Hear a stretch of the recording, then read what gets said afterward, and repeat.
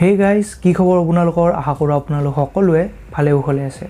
তো পলম নকৰি বলক আজিৰ এই ভিডিওটো কন্টিনিউ কৰোঁ। আপুনি জানেনে আপুনি যেতিয়া ফেসবুকত কোনোবা এটা কমেন্ট কৰে বা ফেসবুকত ফটো পোষ্ট কৰিলে এই সকলোবোৰ কোড জমা হৈ থাকে। আপুনি এই সময়ত স্ক্ৰিনত দেখি থকা এইটো হ'ল ফেসবুকৰ ডাটা সেন্টাৰ। পৃথিৱীৰ যিমান মানুহে ফেসবুকত কমেন্ট হওক ফটো পোষ্ট কৰা হওক এই সকলোবোৰ এই ডাটা সেন্টাৰটোতে ষ্ট'ৰ হৈ থাকে। আপুনি জানেনে এজন সাধাৰণ মানুহৰ কলিজাটোই প্ৰতি মিনিটত কিমানবাৰ ধপধপনিৰ সৃষ্টি কৰে? এজন সাধাৰণ মানুহৰ কলিজাটোই প্ৰতি মিনিটত প্ৰায় 75 বাৰ কলিজাত ধপধপনিৰ সৃষ্টি কৰে। কিন্তু যেতিয়া নীল আৰ্মষ্ট্ৰঙে প্ৰথমবাৰ চন্দ্ৰত খোজ দিছিল তেওঁৰ কলিজাটোই প্ৰতি মিনিটত প্ৰায় 156 বাৰ ধপধপনিৰ সৃষ্টি কৰিছিল। আমি সকলোৱে জানো যে ইংৰাজী এলফাবেটৰ ষ্টাৰ্ট হয় এৰ পৰা আৰু শেষ হয় জেডত। কিন্তু আপুনি জানেনে কোনটো এলফাবেটৰ সকলোতকৈ শেষত আৱিষ্কাৰ হৈছিল? আপুনি জানি আচৰিত হ'ব আমি যেটো দেখা পাওঁ যে এই জে এলফাবেটটো সকলোতকৈ শেষত আৱিষ্কাৰ কৰা হৈছিল।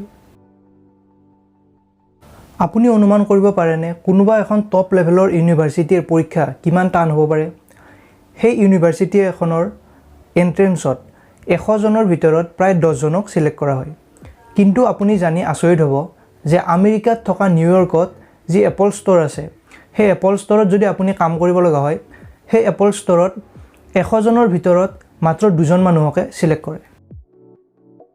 আপোনালোকে জানেনে পৃথিৱীত এনেকুৱা এবিধ বেমাৰ আছে যাৰ ফলত মানুহজনে ফুলৰ নাম শুনিলে বা ফুল দেখিলে ভয় কৰিবলৈ ধৰে। এই বেমাৰটোক এন্থোফোবিয়া বুলি কোৱা হয়।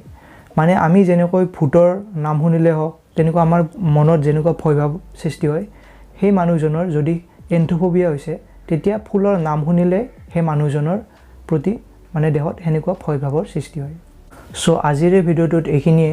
যদি ভিডিওটো চাই ভাল লাগিল নিশ্চয় ভিডিওটো লাইক কৰিব আৰু আপোনাৰ ফ্ৰেন্ডছ ফেমিলি মেম্বাৰৰ লগত শ্বেয়াৰ কৰিব আৰু তলত কমেন্ট কৰি জনাব কোনকেইটা ফেক্ট জানি আপোনাৰ ভাল লাগিল। আৰু যদি আপুনি প্ৰথমবাৰৰ কাৰণে মোৰ চেনেলটো ভিজিট কৰিছে সো প্লিজ চেনেলটো সাবস্ক্ৰাইব কৰিব আৰু কাষত থকা বেল আইকনটো প্ৰেছ কৰিব নাপাহৰিব। তো আকৌ লগ পাম এটা নতুন ভিডিওৰ লগত নতুন টপিকৰ লগত। তেতিয়ালৈ বাই বাই।